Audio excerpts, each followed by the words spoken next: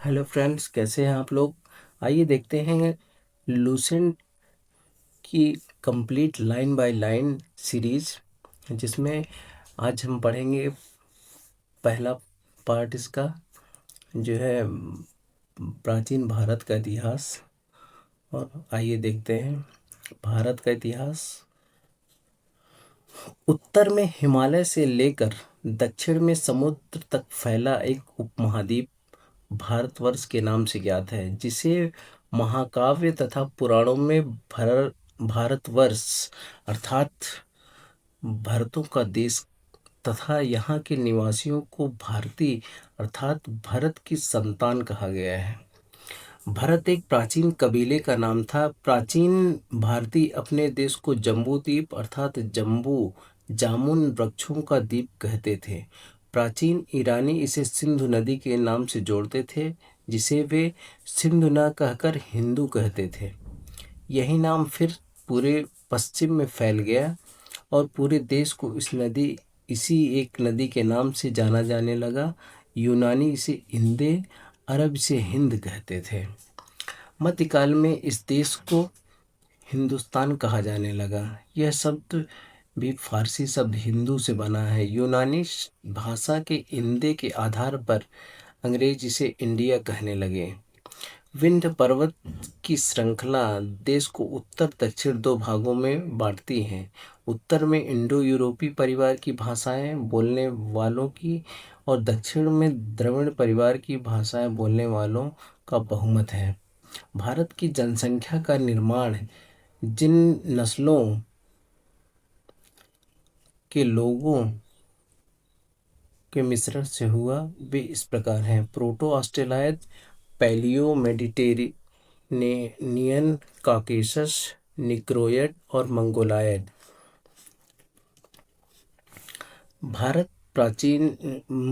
भारतीय इतिहास को अध्ययन की सुविधा के लिए 3 भागों में बांटा गया है: प्राचीन भारत, मध्यकालीन भारत, आधुनिक भारत।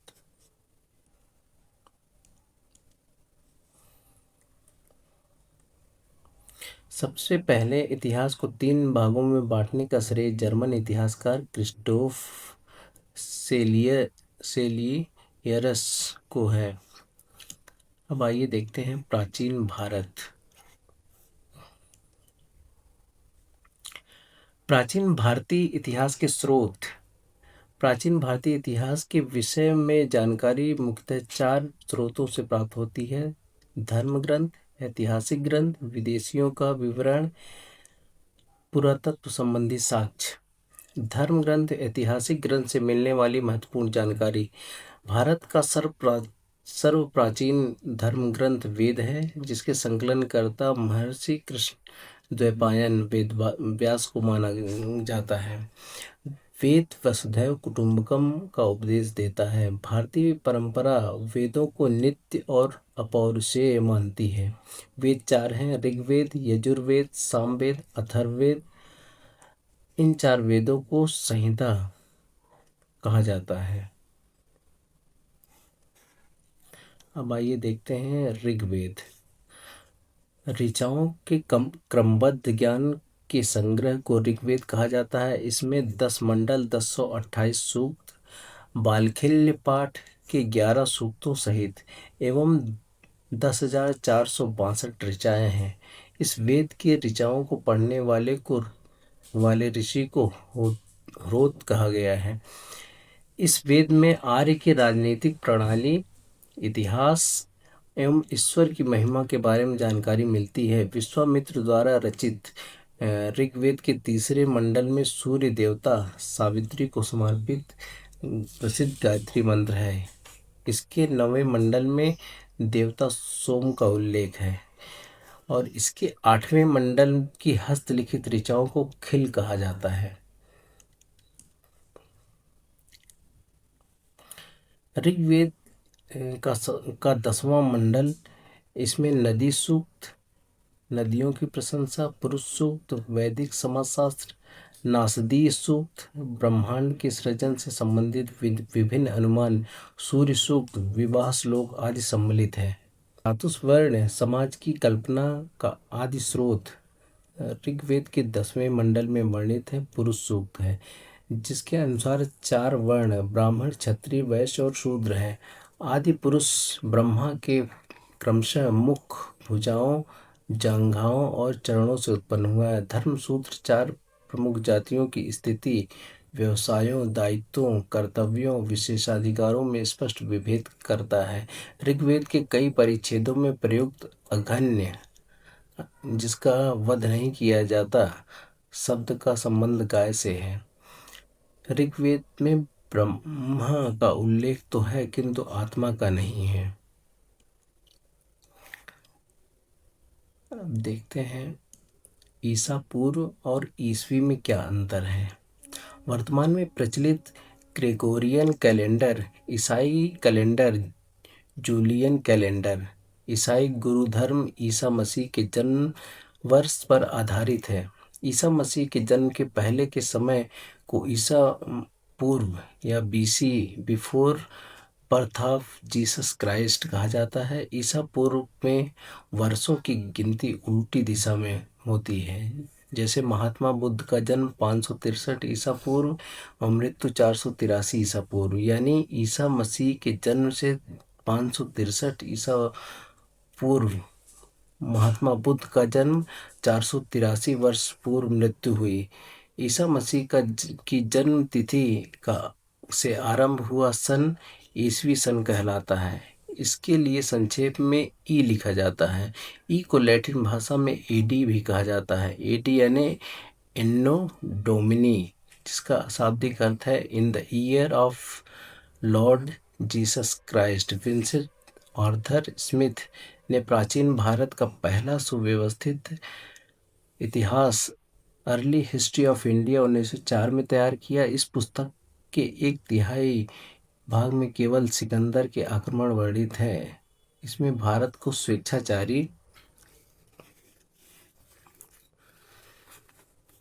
शासन करने वाला देश कहा गया है, जिसे ब्रिटिश शासन की स्थापना से पहले कभी राजनीतिक एकता का अनुभव नहीं हुआ। उन्होंने लिखा है कि वस्तुतः भारतीय इतिहासकारों का सरोकार शासन के एकमात्र स्वरूप तानाशाही से ही है। वामन अवतार के 3 पगों के आख्यान का प्राचीनतम स्रोत ऋग्वेद है। वामन अवतार भगवान वामन श्री हरि के पहले ऐसे अवतार थे जो मानव रूप में प्रकट हुए थे। इनके पिता वामन ऋषि और माता अदिति थी। वे बौने ब्राह्मण के रूप में जन्मे थे। भागवत पुराण के अनुसार वामन अवतार का उद्देश्य भगवान विष्णु द्वारा इंद्र को पुनः स्वर्गलोक पर अधिकार दिलाना था। वामन भगवान को दक्षिण भारत में उपेंद्र के नाम से जाना जाता है। ऋग्वेद में इंद्र के लिए 250 तथा अग्नि के लिए 200 ऋचाओं की रचना की गई है। प्राचीन इतिहास के साधन के रूप में वैदिक साहित्य में ऋग्वेद के बाद शतपथ ब्राह्मण का स्थान आता है। यजुर्वेद स्वर पाठ के लिए मंत्रों, बलि के समय अनुपालन के लिए नियमों का संकलन करता यजुर्वेद कहलाता है। इसके पाठकर्ता को अध्वर्यो कहते हैं। यजुर्वेद में यज्ञों के नियमों एवं विधि विधानों का संकलन मिलता है। इसमें बलिदान की विधि का भी वर्णन है। यह ऐसा वेद है जो गद्य एवं पद्य दोनों में है। शब्द का शाब्दिक अर्थ है गान। इस वेद में मुख्यतः यज्ञों के अवसर पर गाए जाने वाले ऋचाओं मंत्रों का संकलन है। इसके पाठकर्ता को उद्राद्र कहते हैं। इसका संकलन ऋग्वेद पर आधारित है। इसमें 1810 सूक्त हैं जो प्राय ऋग्वेद से लिए गए हैं। इसे भारतीय संगीत का जनक कहा जाता है। यजुर्वेद तथा सामवेद में किसी भी विशिष्ट ऐतिहासिक घटना का वर्णन नहीं मिलता है। अथर्ववेद अथर्वा ऋषि द्वारा रचित इस वेद में कुल 731 मंत्र, लगभग 6000 पद्य हैं। इसके कुल मंत्र ऋग्वैदिक मंत्रों से भी प्राचीनतर हैं।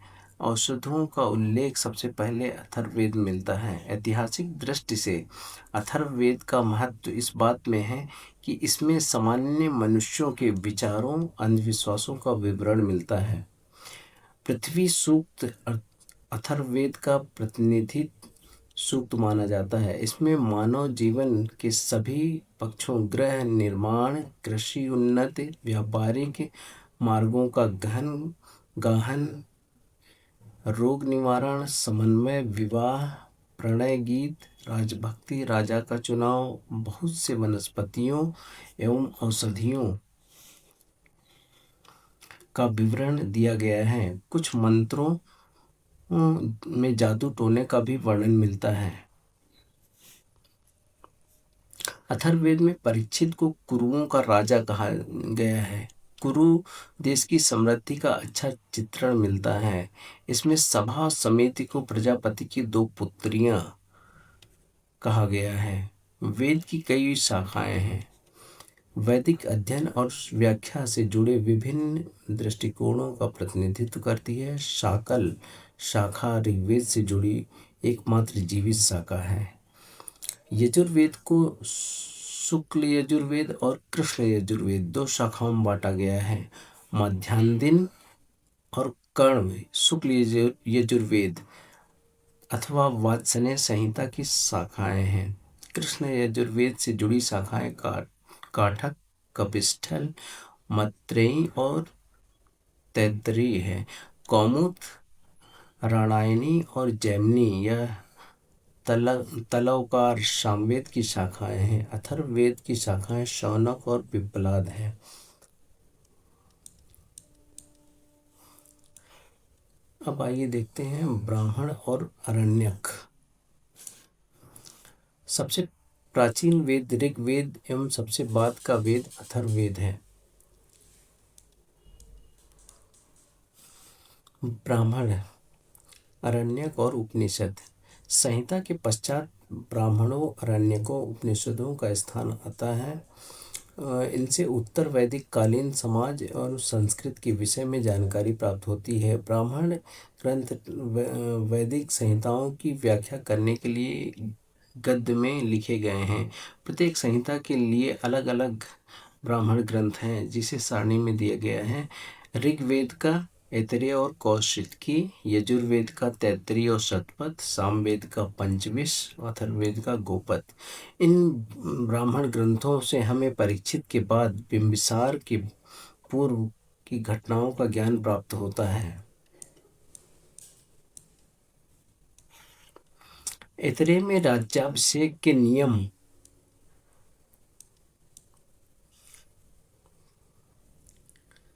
एवं कुछ प्राचीन राजाओं के नाम दिए गए हैं। शतपथ में गांधार, शल्य, कैकेय, कुरु, पांचाल, कौशल, विदेह आदि राजाओं का उल्लेख मिलता है। वैदिक साहित्य में ऋग्वेद के बाद शतपथ ब्राह्मण का स्थान आता है। आरण्यक में यज्ञ से जुड़े कर्मकांडों की दार्शनिक और प्रतीकात्मक अभिव्यक्ति है। उपनिषदों की संख्या 108 है, जिसमें 13 को मूलभूत उपनिषदों की श्रेणी में रखा गया है। यज्ञ से जुड़े दार्शनिक विचार, शरीर, ब्राह्मण, आत्मा, ब्रह्म की व्याख्या की गई है। स्त्री की सर्वाधिक गिरी हुई स्थिति मैत्रेयी संहिता में प्राप्त होती है, जिसमें जुआ और शराब की भांति स्त्री को पुरुष का तीसरा मुख्य दोष बताया गया है। शतपथ ब्राह्मण में स्त्री को पुरुष की अर्धांगिनी कहा गया है। जवालोपनिषद में 4 आश्रमों का उल्लेख मिलता है। स्मृति ग्रंथों में सबसे प्राचीन प्रमाणिक मनुस्मृति मानी जाती है। यह शुंग काल का मानक ग्रंथ है। नारद स्मृति गुप्त युग के विषय में जानकारी प्रदान करता है। वेदांग और सूत्र। वेदों को भली बात समझने के लिए 6 वेदांगों की रचना हुई है। ये कौन कौन से हैं? शिक्षा, शुद्ध उच्चारण शास्त्र, कल्प, कर्मकांडी विधि, निरुक्त, शब्दों की व्युत्पत्ति का शास्त्र, व्याकरण, छंद और ज्योतिषी। वैदिक साहित्य को अक्षुण्ण बनाए रखने के लिए सूत्र साहित्य का प्रणयन किया गया है। स्रोत ग्रह धर्म सूत्र के अध्ययन से हमें यज्ञीय विधि विधानों, कर्मकांडों, राजनीति विधि एवं व्यवहार से संबंधित महत्वपूर्ण बातें ज्ञात करते हैं। पुरुष सूत्रकारों में गौतम, बोधायन, आपस्तंभ, वशिष्ठ आदि के नाम का विशेष रूप से उल्लेखनीय है।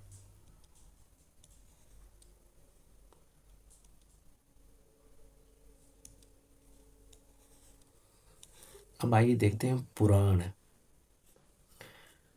भारतीय ऐतिहासिक कथाओं का सबसे अच्छा क्रमबद्ध विवरण पुराण में मिलता है। इसके रचयिता लोमहर्ष इनके पुत्र उग्र श्रवा माने जाते हैं। इनकी संख्या 18 है। इसमें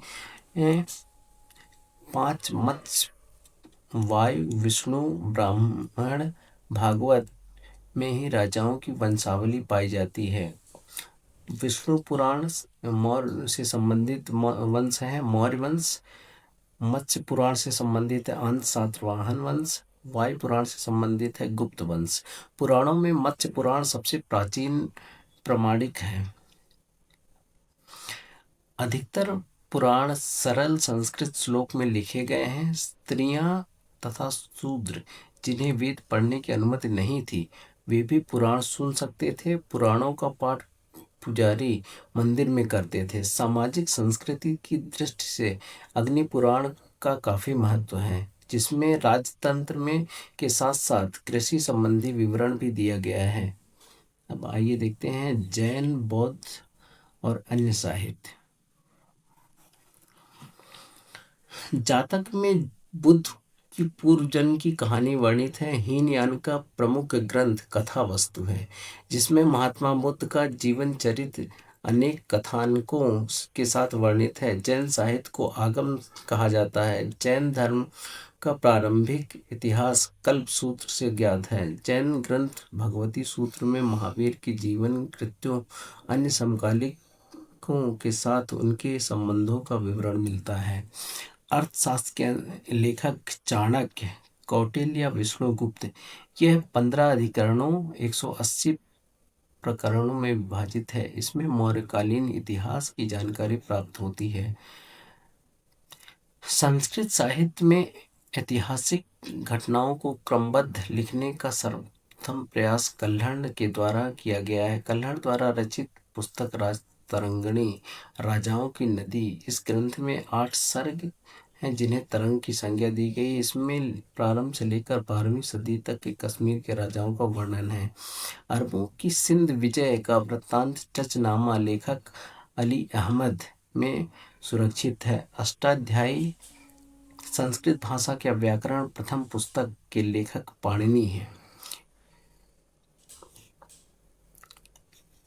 इसमें मौर्य के पहले इतिहास और मौर्य युगीन राजनीतिक अवस्था की जानकारी प्राप्त होती है। अष्टाध्यायी में पहली बार लिपि शब्द का प्रयोग हुआ है। कात्यायन की गार्गी संहिता एक ज्योतिष ग्रंथ है।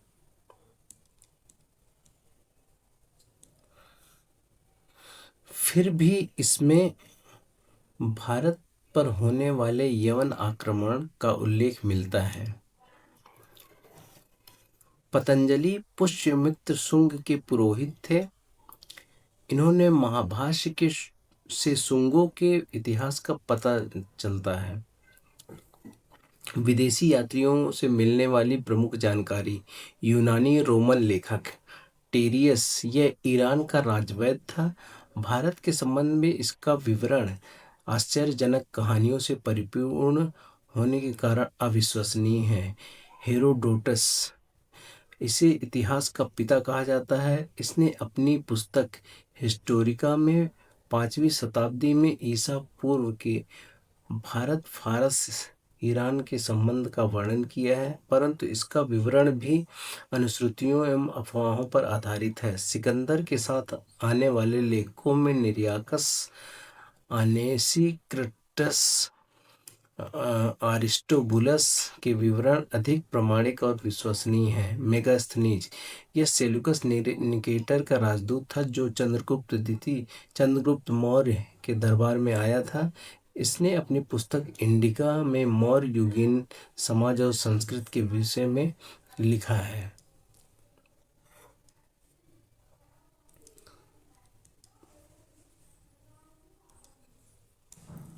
डायमेकस, यह सीरियन नरेश अंतियोकस का राजदूत था।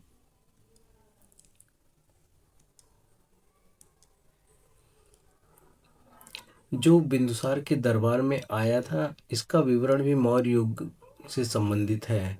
डायोनीसियस, यह मिस्र नरेश टालमी फिलाडेल्फस का राजदूत था जो अशोक के दरबार में आया था। टालमी, इसने दूसरी शताब्दी में भारत का भूगोल नामक पुस्तक लिखी। प्लिनी, इसने प्रथम शताब्दी में नेचुरल हिस्ट्री नामक पुस्तक लिखी। इसमें भारतीय पशुओं, पेड़ पौधों, खनिज पदार्थों आदि के बारे में विवरण मिलता है।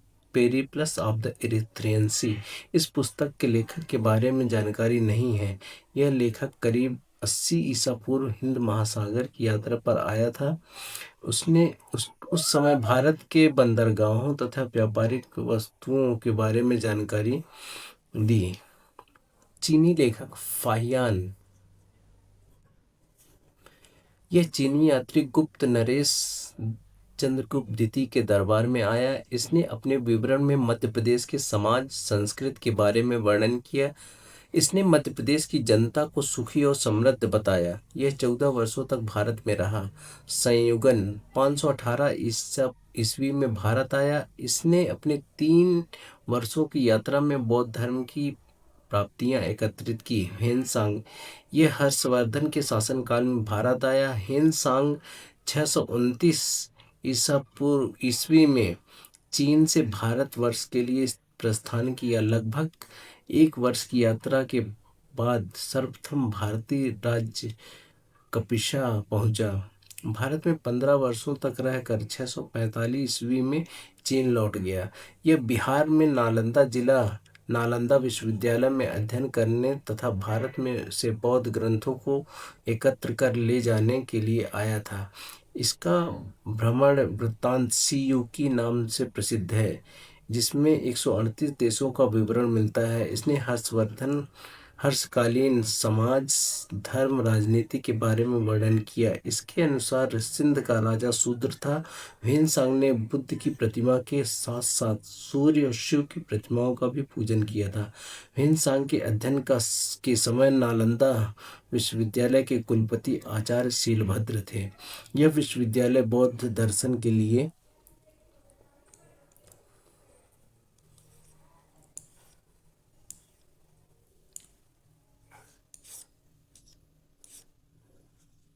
प्रसिद्ध था।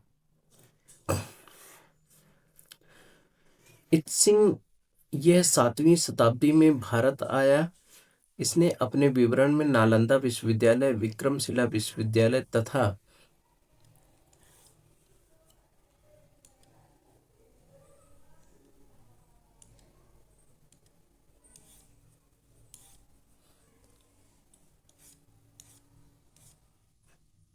अपने समय के भारत का वर्णन किया।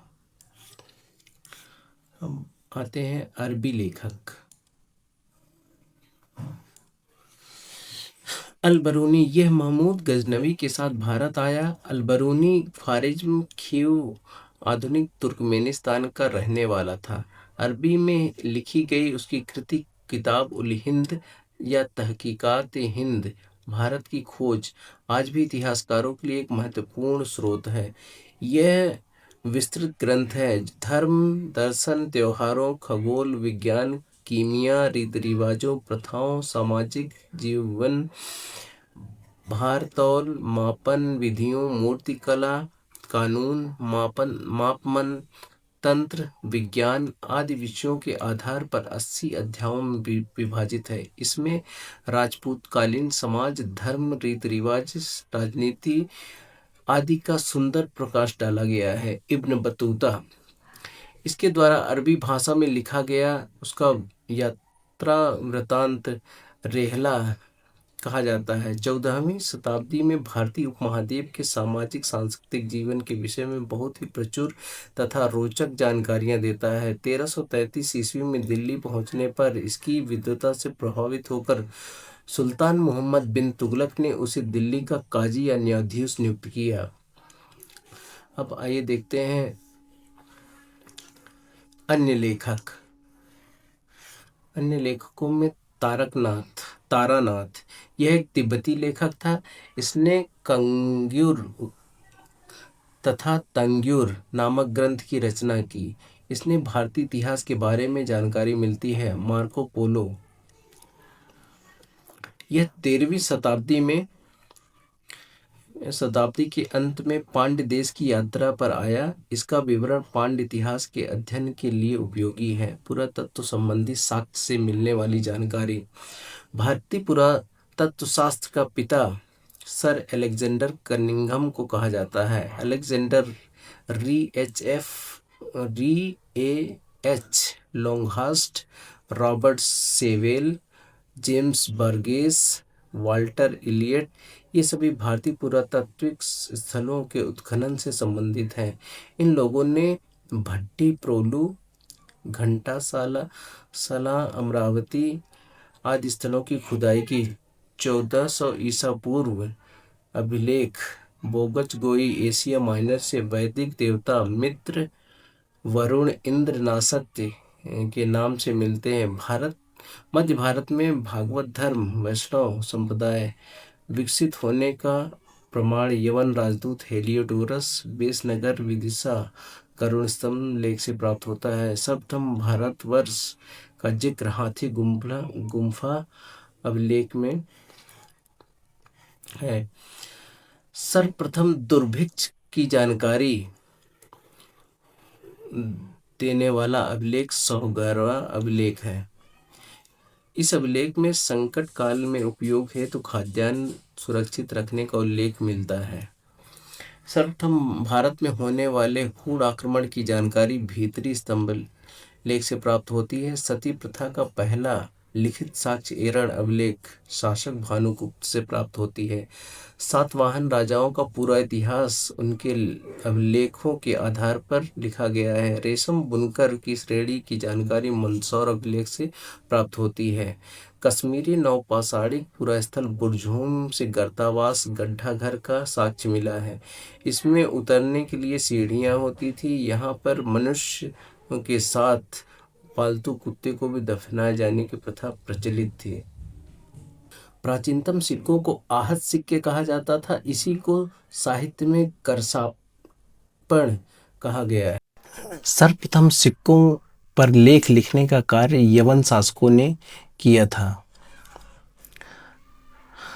महत्वपूर्ण अभिलेख हाथी गुम्फा अभिलेख, तिथि रहित अभिलेख, यह है कलिंग राजा खारवेल का।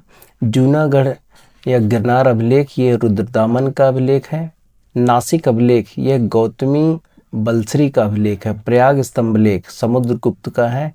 एहोल अभिलेख, यह पुलकेशिन द्वितीय का है। मंदसौर अभिलेख मालव नरेश यशोवर्मन का है। ग्वालियर अभिलेख प्रतिहार नरेश भोज का है। भीतरी जूनागढ़ अभिलेख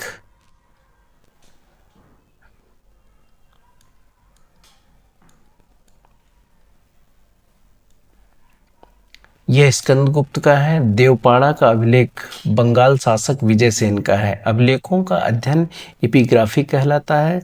समुद्रगुप्त की वीणा बजाती हुई मुद्रा वाले सिक्के से उसके संगीत प्रेमी होने का प्रमाण मिलता है। अरिकामेडु पुदुचेरी के निकट से रोमन सिक्के प्राप्त हुए हैं। सबसे पहले भारत में बर्मा, सुवर्ण भूमि वर्तमान म्यांमार में, मलाया स्वर्णद्वीप, कंबोडिया, कंबोज, जावा यवन द्वीप से स्थापित हुए। भारत के मंदिरों की कला की शैली नागर शैली और एवं दक्षिण भारत के मंदिरों की कला द्रविड़ शैली कहलाती है। दक्षिणापथ के मंदिरों का निर्माण नागर और द्रविड़ दोनों शैलियों का प्रभाव पड़ा। इसे बेसर शैली कहते हैं। पंचायतन शब्द मंदिर रचना शैली से संबंधित है। यह एक हिंदू मंदिर तब पंचायतन शैली कहलाता है, जब मुख्य मंदिर 4 सहायक मंदिरों से घिरा होता है। पंचायतन मंदिर का उदाहरण है कंदरिया महादेव का मंदिर।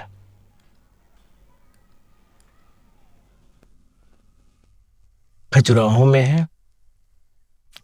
ब्रह्मेश्वर मंदिर भुवनेश्वर में है। लक्ष्मण मंदिर खजुराहो में है। लिंगराज मंदिर भुवनेश्वर में है। दशावतार मंदिर देवगढ़ उत्तर प्रदेश में है। गोंडेश्वर मंदिर महाराष्ट्र में है।